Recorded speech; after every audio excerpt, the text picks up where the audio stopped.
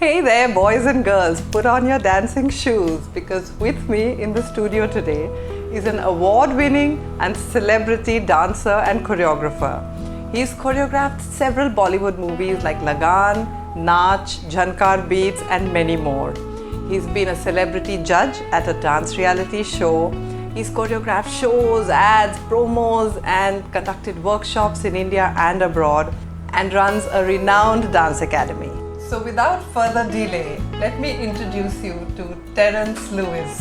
Thank you, Chetna. It's a pleasure being on the Chat Show. Thank you for being here. It's such an honor to have you. So, how are you feeling today? I'm good, Terence. Tell me, you're like this big role model, you know. I know that people look at you, youngsters look at you and say, how can we be like him? Mm-hmm. Not many of them have experienced the journey that you've been through. Mm-hmm. So could you share with us some of the roads that you've traveled? Absolutely. And at the onset, I must put a disclaimer saying that whenever you are listening to any person that you admire or probably you want to follow, just make sure you take the essence of the interview or the essence of the journey and do not try to use the same methods because they don't exist anymore. Sure. So having said that, I'm going to very in short tell you how this journey began. I was very excited, enthusiastic child in school, wanted to participate in everything and anything. And I think when I look back at, from a psychological point of view, I think the reason for this is simply because I was born in a family of 8 children in a very poor middle class family. So my parents didn't have time for me. And I was the 8th kid. By the time I came, my mom was saturated, and she had so much work to do. Sure. And my dad was doing double shifts now. He was a mill worker. So I guess I seeked that attention. I guess that was my key. I wanted people to love me, accept me, know me, give me attention, both as a kid. And I think that was something that, triggered and said, okay, if I can't get it at home, I'll make it at school. Wow. So I took part in every possible competition. The teachers used to come and say, who would like to participate in elocution? Who wants to participate in the spoon and marble race? Well, that's why you were head boy, huh? Yeah, so I started participating in everything. And and this is one of the takeaways I was talking about. For youth, give yourself the opportunity to take a chance with life. Because the more you take a chance, okay, with calculated risk, don't take a chance with everything because there's a lot of things out there that you shouldn't dabble with. But things that are healthy for you, don't be worried about failure because we all fail. And you know what is worse for me? Because I, in my KG, took part in all of them and stood first. So can you imagine what a rush it was? Yeah. So after that, everything else felt like, not enough. Not enough. It was an overkill in terms of, appreciation from the school. The people clapping for me while receiving my certificate gave me such a high that I longed for that high. Yeah. It was something that could be unmatched. And what happened, I started craving for it more and more. Right. I became an addict. I became a stage whore. I would seize any opportunity to be in the limelight. That, in fact, spurred me to realize that when I get on stage, I need to be super prepared. Yeah. You can't go out there not knowing what you're going to do. I failed many times in the sense that I didn't win every time. Right. And that was great for my confidence because it taught you how to be humble. It taught you how to stay grounded. And as I'm on this chat show, I want to say one thing that really influenced me. When I think I was in the 8th standard, I read this phrase and this quote and it stayed in my head, which was by Calvin Coolidge, the 31st president of USA. He said that nothing in the world can take the place of persistence. Talent will not. The world is full of unsuccessful people with talent. Education will not. The world is full of educated derelicts. Geniusness will not. Unrewarded genius is almost a proverb. Persistence and determination alone are omnipotent and it will continue to solve the problems of the human race.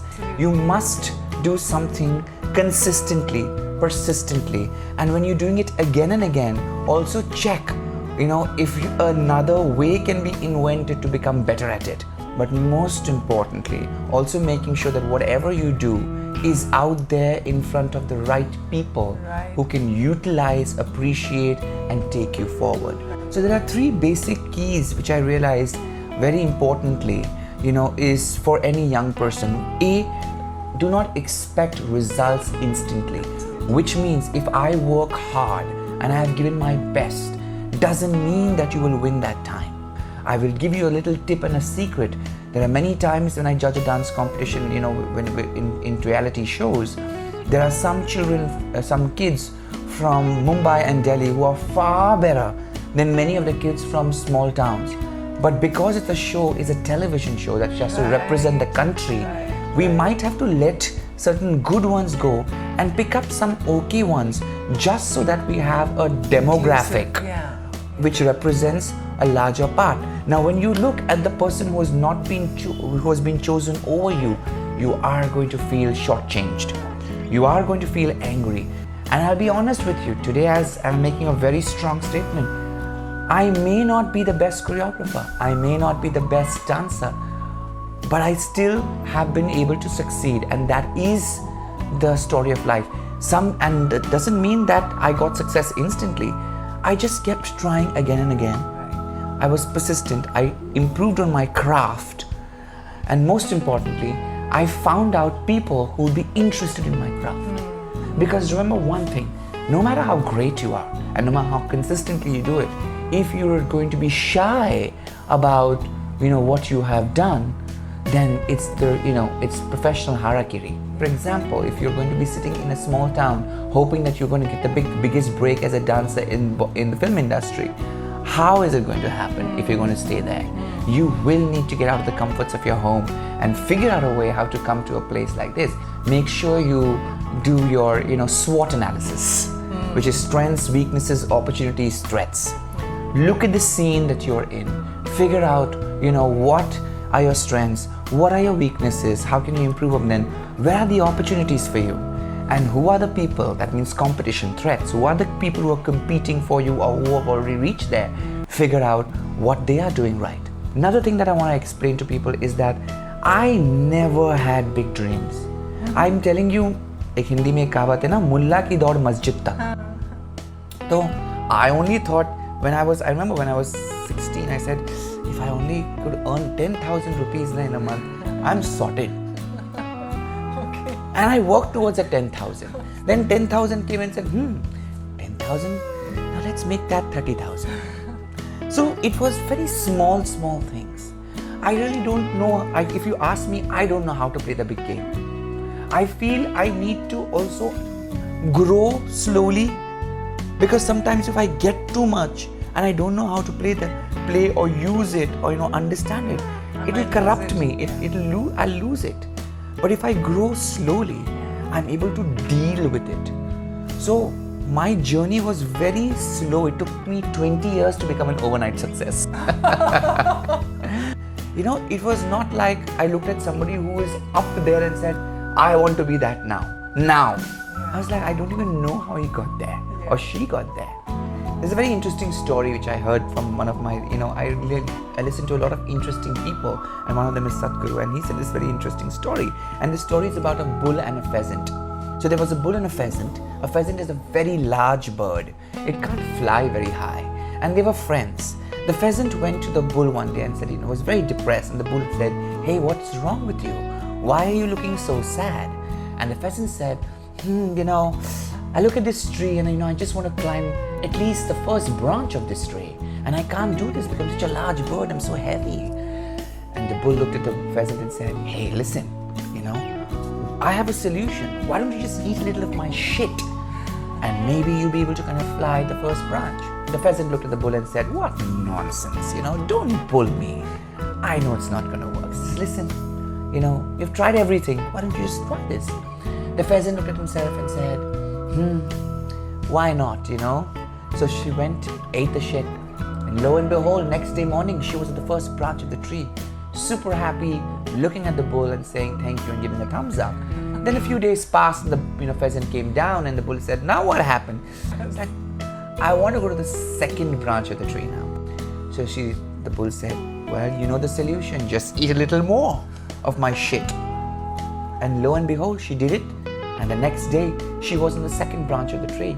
And eventually, like this, she reached the topmost branch of the tree. This is where the eagles were, but that day, only she was there on the branch of the tree, and she was super happy.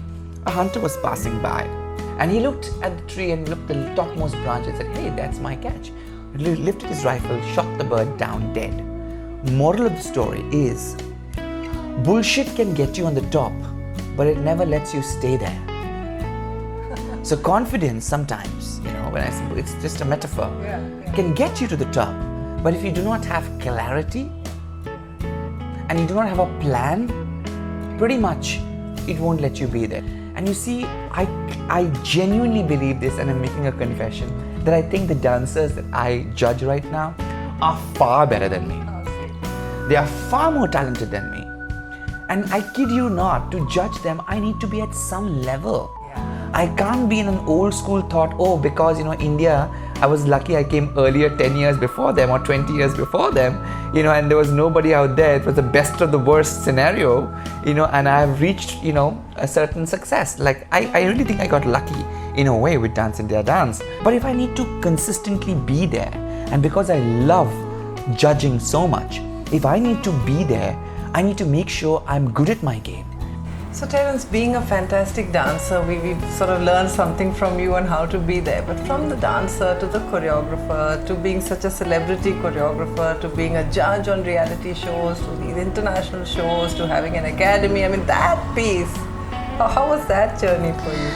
Well, that was a very long journey. And as I said earlier, I didn't know where life would take me eventually. But I knew in the present moment what I was doing, and what I was doing was really making me happy. I was happy then when I didn't have my car and I used to go by rickshaw everywhere, house to house, teaching people. Okay. Yeah, that's how I started my career, and that too happened by fluke because I never wanted to be a dancer. I love dancing, but I didn't think that one day I'll be a dancer, one day I'll be a judge. Nothing of this, because I was academically very bright. And my parents were very clear that, it's academics that's going to take you away from this, not, I wouldn't say shithole, but we lived in a very, very simple middle-class chawl.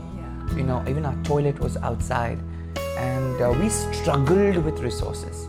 We really struggled. We lived very dignified to the outside world, but only my mother knew how she was pulling the whole month through. Really, she was really struggling, and all we could hear was, my mom saying, we must get out of this place. Our lives are done, but I wouldn't want you to stay here in this place, and the only way out is education, because they had seen their siblings. My dad was uneducated, but he had educated his siblings, and they had a better life. So for him, that was the benchmark. Educate, set yourself free. It's like a guarantee. It is a guarantee, Being ambitious, being very, competitive. And I'm an Aries kid. I'm like bubbling with energy and too much energy. What happened was that I was good in my academics. It was a big struggle for me to choose dance, because in my head, my mother, my family looked down upon dance. It was not considered. In the 80s, it was not considered like, dignified. The sense of discipline, the sense of independence, the sense of, pride was very ingrained in us. And somewhere that pride seeped in, and I couldn't accept the fact that, wow, I'm going to be called a dancer when academically I'm so bright. I'd read that there was no show like CSI and all those things, but I had read a lot about forensic sciences by chance, and I happened to be interested. Then I went into microbiology, biochemistry, and then I realized, I'm just feeding my ego. This pride is okay if it's about self-respect. This is all about ego, and this ego needs to be annihilated. It needs to be thrashed. You can't take up something, make big decisions of your life based on ego. It's a horrible way to live. And I think it's a very big message for all of us. I should have taken arts. I should have not taken science. So what if I'm a boy? So what? But somehow the ego didn't allow you. Oh, you're a boy? You are very intelligent, you have scored 88%, and therefore at 16 you're like, do what your friends are doing. And that's a mistake I did. I didn't listen to my inner voice, and today's youth are fortunately far more intelligent in that sense. They're far more individualistic in the sense they listen to their own voice, which is great. But please make sure that it's not based on ego, and not because of peer pressure or because your friends are doing certain things. You must find what you really love. And you may not really get to the essence of it, but at least stay in the zone of that what you love. I made another wrong decision. I wouldn't say wrong, but I jumped into hotel management just to run away. Sometimes you run away from things. So I ran away from hotel management, from biochemistry in St Xavier's College, and jumped straight into another, from the pan to the fire. I also stood first in the college there. But it was nice to learn something. Now here is where I learned something very interesting, because I really genuinely looked at myself and said, what the hell? What have I gotten myself into? Hotel management, business of hotels was not my thing. But then I was already here, I'd paid so much of my money into this and my hard-earned money. I was like, okay, I can't get out of this. I can't quit all the time. You just can't quit. I said, I'm not going to quit. My parents are going to kill me if I do that again. Doesn't matter if it's my own money that I've invested, because after 15, my father was very clear that you would educate yourself on your own, but you would educate, you can't get out of it. So we used to give tuitions and earn money and save and take care of ourselves, our clothes, everything, our tuition, our traveling and everything. All 8 of us, we were like this. So I said, okay, if I'm here, I might as there's a phrase which now politically I can't use that word, and a big star has gotten really in trouble because of this. But I'm going to change it to, if you're really going to get screwed, you might as well lie down and enjoy it. So I was like, okay, I'm in this. I really don't like this, but I need to change my attitude. I'm going to start loving this. So I started really enjoying it. I started participating. I started involving myself in the college. I started doing things that I love, and lo and behold, things changed. Hotel management was a breeze. I finished 3 years before I knew it. I stood first. I had an amazing time, and life changed. And by then, I had already started teaching a lot of, I started going house to house and teaching dance to little kids in their homes. So here I was at the anvil of my career. I was all of 22. I had 3 job offers. One was in the hotel industry through campus interview that secured. One was in the airline industry, offering a fabulous salary and the chance to tour, see the whole world. And then there was my dance and theatre, which I was very interested in. I was doing dance and theatre both at the same time, because I loved acting and I loved that aspect. And I was earning very little from theatre, but a lot from dance. And I really enjoyed it. And I was like, what do I do? Then I just realized, what? I want to be my own boss. I think I should, figure it out myself. It's going to be hard. I'll have to be self-motivated, because if you want to be your own boss, you have to be highly motivated.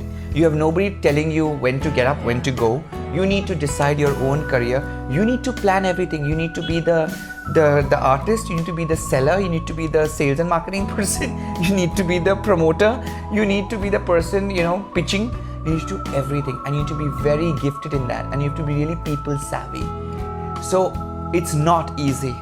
But fortunately, because I lived in a house of 8 people where I had to deal with 8 egos, okay, I learned how to understand people and get my way done through. So, dealing with people wasn't an issue. I had been through a lot of elocution, and speaking was not an issue. Socially, I was a person who went out and made friends very easily. I didn't need, even if the most kharus person comes in front of my face, I can bring a smile to his face by just being the first one to offer, my hand of friendship. But it took everything out, because I decided to be my own boss. But then very soon I realized, oh my God, this is very tough. So it was a very tough decision, but I loved the challenge. I loved the excitement. I thought, wow, there's so much to be done. And I told my parents, back off, I need time to prove myself, because my parents and my siblings were dead against this career decision to get into music, art or dance. My mom rather saying, 1 year later or 2 years later down the line, don't cry and say that you missed an opportunity, because for 2 years if you don't have any job background, they're not going to take you. Now is the time you can jump from your studies into your career. If you don't do this, you're going to find it harder. I said, I'll take that chance. Wow. And I took the chance, and it was not easy, because I thought I would be able to be successful in dance. And I started my own academy, going to, telling people I won't come to your house, and please come to this place where I will teach you all together. And trust me, it was a huge flop. Oh, huge flop. So I failed miserably. I went smashing on the floor. Oh my God. Smashing. And it was such a difficult defeat, because I was earning very well at that time, going house to house. See, I didn't factor in one thing. I was confident of my art. I was not clear the clarity was missing to realize that parents are not going to send their kids because it means driver, and it means that, see, when I went house to house, I went at their time.